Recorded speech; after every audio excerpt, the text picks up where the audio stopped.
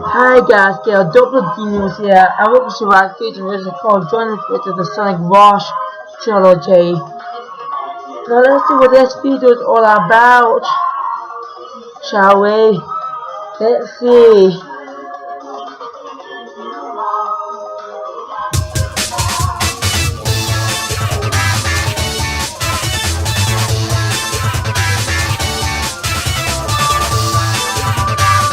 The Sonic Advance Trilogy was pretty successful. Sonic found a nice new home with Nintendo. Near the end of 2005, and not one to skimp on newly released hardware, Sonic made his double-screen debut on the Nintendo DS with Sonic Rush. Sonic Rush was my first DS title. I jumped into the handheld in the middle of 2006, got the DS Lite, had just enough money left for one game, saw Sonic Rush on the shelf, and said, yeah, why not? This game holds two distinctions for me personally. One, this is where I started seriously getting back into the franchise. I guess Sonic Heroes was the spark, at least when I first played it, but Sonic Rush is where I really had the time to rediscover my fondness of the series. I had a lot of free time when I was in college, and for a while, this is all I played until I was able to scrap up some money for later games. And for the second distinction, Sonic Rush gave me one of my favorite characters in the whole series, Blaze the Cat. A badass that wasn't hopelessly chasing someone, looking for a frog, or obsessed with jewelry. She was a princess that did her fucking job,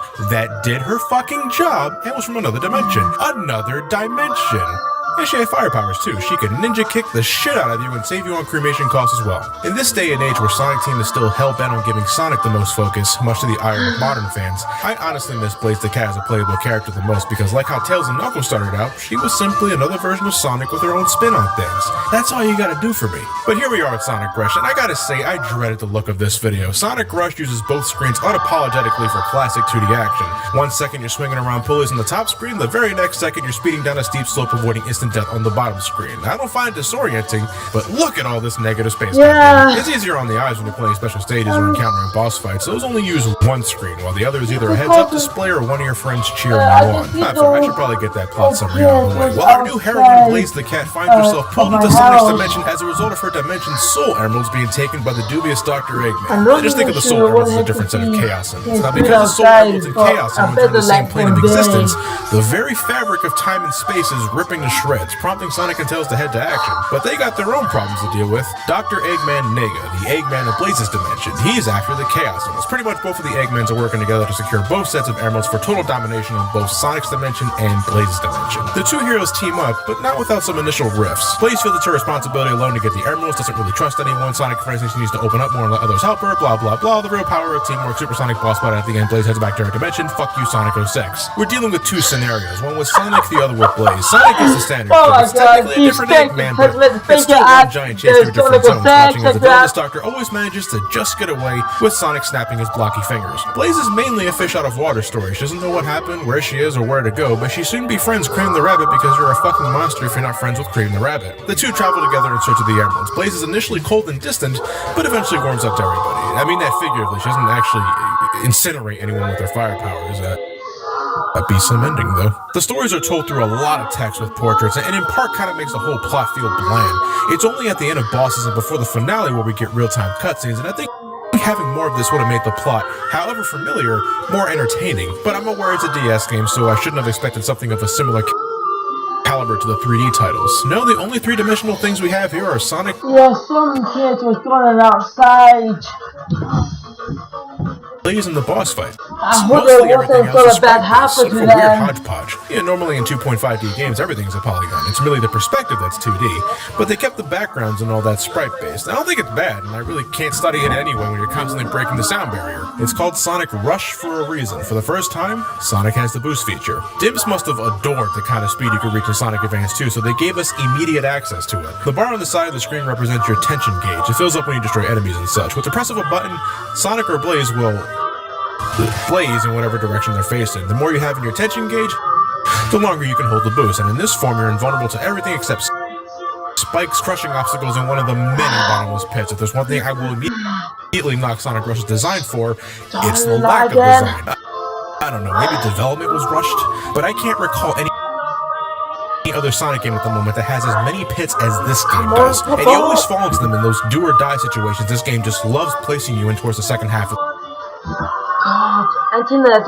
game. But much like Sonic Advance 2, this game... Yeah. I know it's not It's all about the speed, only now it's like speed with crack. It's almost non-stop, and when things do slow down, it's only for some awkward, borderline obstructive platforming. This is the first game to incorporate the stop-on-a-dime control scheme that I gave Sonic the Hedgehog 4 Episode 1 so much shit for. At least in this game, it feels like this was sort of designed around that, so it's easier to swallow, but it's no less stiff when you're required to make narrow jumps in a life-threatening scenario. Blaze can have an easier time, sporadically. Both characters travel through the same levels, but Blaze goes in a different order, leading to a distractingly schizophrenic difficulty curve. She's not quite as fast as Sonic, but she can hover in midair for a few seconds to get your bearings on platforms, and she gets way more airtime when performing trick jumps. Oh, and I hope you like doing trick jumps, by the way. They're the best way to get your tension gauge maxed out. You just press buttons when launched off of a ramp or spring. They're super fucking easy to execute and chain together, and I love seeing Sonic and Blaze in motion when performing tricks. It's like I'm dancing to the sick beats of this game's soundtrack, and goddamn Sonic Rush's OST is great shit. I never played Jet Set Radio, but Hideki Naganuma's contribution to this score makes me want to try it out at some point. It's funky as shit, and Sonic knows that too. Look at him bust that move. Now I recommend listening to the original Groove Rush variations. That way you can get a better appreciation of the songs, because in-game,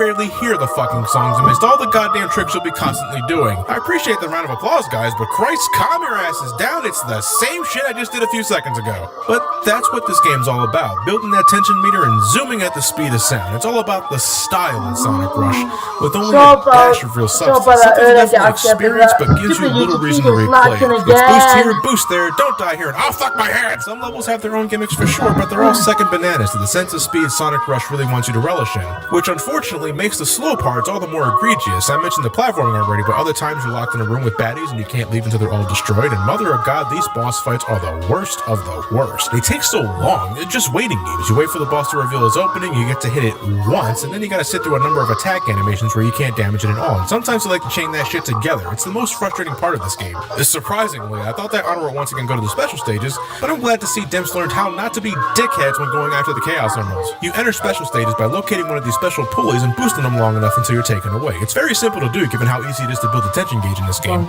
And to make it even better, every stage has multiple copies of these entry points, giving you multiple attempts at getting the elusive gems. I mean, seriously, that's much more like it. And for the special stages, well, yeah, they're the half pipe again, but like Sonic Advance 2, they're remarkably easy, and I think a large part of that has to be because of the control scheme. You guide Sonic left to right with the stylus, giving you ultra-precise movement. You can effortlessly line Sonic up with rings or between bomb chains for some easy emerald hunting. It's a complete 180 from last time. It feels good. I mean, you can only use Super Sonic in the final stage again. Oh, what? The sky is blue? Oh, fuck. But yeah, that's Sonic Rush. It's great to blast through and not a very long game, but when you take a step back, its speed is all it has going for it. You platform every once in a while, you're not really encouraged to explore anything. I like the game, but it's also been some time since I last replayed the whole thing front to back.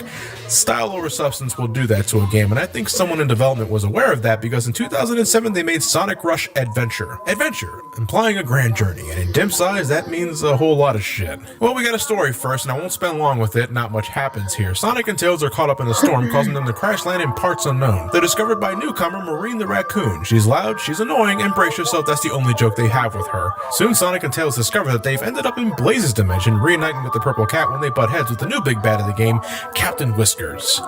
Wow, I mean, I'm not even trying to be fucking clever here, and he looks so small compared to the portraits of the other characters. He doesn't even get full body shots, his arm's just awkwardly cut off. And who names their henchman Johnny? That's an asshole's name. Anyway, Captain Whiskers is looking to rule the Seven Seas with the help of the Jeweled Scepter, a prized relic of Blaze's dimension. Sonic and Blaze won't have any of that, putting into a scheme, slow Dr. Eggman at the end. I mean, if you didn't see that coming, I don't know what to tell you. And I'm honestly not skipping a whole lot with that half-assed summary. There's a fuckload of text once more, but it's a lot of, ooh, look at this, ooh, look at that, and the same tired-ass joke of Marine being an annoying-ass clown. Now, there's more dynamic cutscenes to be fair to the game. I think they realized in the middle of development that they needed a reason to get people to continue, and seeing Sonic and Blaze in 3D action during some downtime is visually pleasing. I don't think Sonic Rush Adventure is a bad game, just filled with a lot of hot air. I picked this game up right when it came out, but never finished it until this video. The reasoning behind that? Let's get into it. Sonic Rush Adventure is packed, and I mean packed, with a lot of 2D action and challenges that those who enjoyed the high-speed thrills of the first Rush game are sure to enjoy. From minecarts and coral-filled caverns, high-flying action on top of a floating fortress, non-stop speed through countless loops, to at its base, Sonic Rush Adventure continues to provide what made Sonic Rush a success, but in between all of that is sailing. Yeah, sailing. Didn't think I'd be giving you a sneak peek of my Wind Waker video in a Sonic game, but here we are. To advance to the next stage, you have to sail to that next stage using one of the eventual 4 vehicles you unlock. A jet ski, an ocean liner, a hovercraft, and lastly a submarine. But to even make those vehicles, you need materials, which are awarded to you when you finish a stage, the amount determined by how well you performed. And unless you brought your S game on your first run, building shit requires replaying previous levels for the right materials.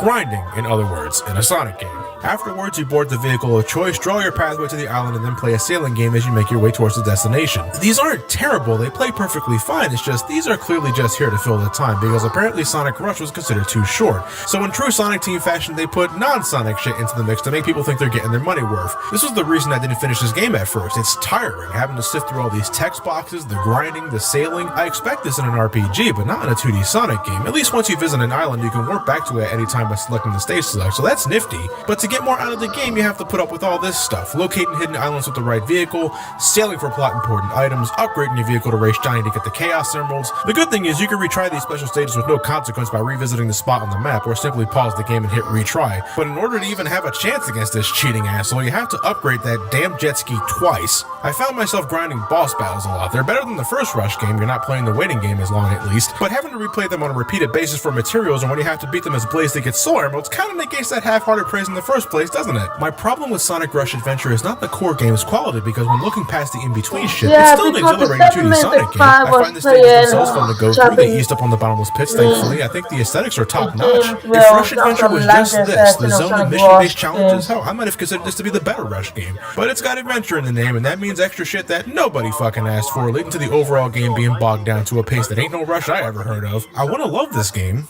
but I can't. But hey, if you're the kind of person who never minded the other stuff from the adventure games, then this just might be your handheld Sonic game, who knows. But the video title says Trilogy, so we got one more game left to cover. It doesn't have Rush in the name, but make no mistake, Sonic Colors on the DS is essentially the third Rush game, just look at it. At this time, Sega was done making original handheld Sonic games, decided to rock it like it was 1991, and just make handheld versions of whatever console Sonic game was current at the moment. In 2010, that was Sonic Colors. As for the plot, it's almost one-to-one the console story, with Eggman's interstellar amusement park, the little aliens called Wisps that Sonic must rescue that can grant him special abilities, all the different planets that Sonic can travel in. There's one major difference in the end game, where the finale is not a confrontation with Eggman, but rather the mother of all Wisps corrupted by Eggman shenanigans. Who else thought King Jellyfish from SpongeBob, right? Essentially, it's an excuse to give the game a Super Sonic ending, something the Wii game didn't have, but I didn't mind the exclusion, to be honest. At least the Wii game let you use Super Sonic as stages after getting the emeralds. It's the same old end game only shtick here. Another difference are the extra missions, where Sonic can run into almost all of his friends from past adventures to complete challenges, from the Chaotix team, Shadow, Omega, and Rouge the Bat. Silver. Well, fuck, here we go. The future's been fixed, right? Why the fuck is he here? And why is Blaze with him? Are they trying to pay respects to both Sonic Rush and Sonic 06? Because I can tell you right now. Yeah, what that guy said. Despite Blaze making an appearance, you never get to play this game. Like the Wii version, this is strictly a Sonic-only show. And the gameplay could be best summed up as Sonic Rush with color powers. There's been a few changes to the formula, though. Those that actually like listening to the background music and the Sonic Color soundtrack can celebrate that the trick system has been completely removed. Okay, fucking stop. Instead, boost power is attained by collecting white wisps or by destroying enemies, which there are plenty of. Sonic can wall jump in vertical shafts, slide under low-hanging ceilings, perform a burst in mid-air, and perform a ground stomp to get his ass back on the floor at a quick pace, and thank God! Going back to Sonic Rush gameplay, I had to battle with muscle memory all the fucking time. I couldn't ground stomp, mid-air boost, wall jump. I played too much Sonic Unleashed, Sonic Colors on the Wii, and Generations.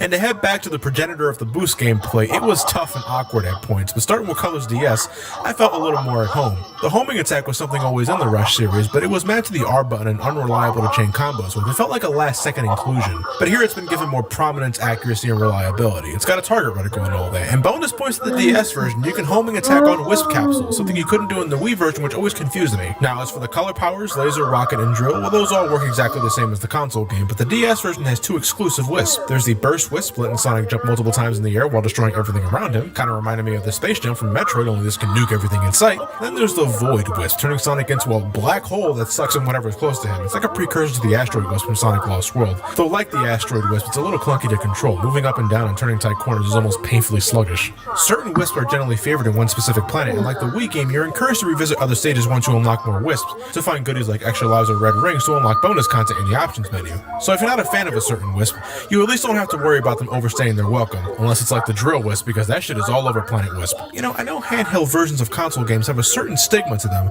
for not having the same detail or budget, but I think this is a really solid Sonic game, and if I were to rank the Rush games, this ranks right up there with the original game. My only major downside is the lack of Blaze, because I think she's an established part of the Rush lineup, but she's only a glorified cameo here along with everyone else. I love that the game utilizes the modernized boost formula with all the additional tricks Sonic could do in Sonic Unleashed. There's no in-between fluff between stages, you just go to the next one like so when it's available.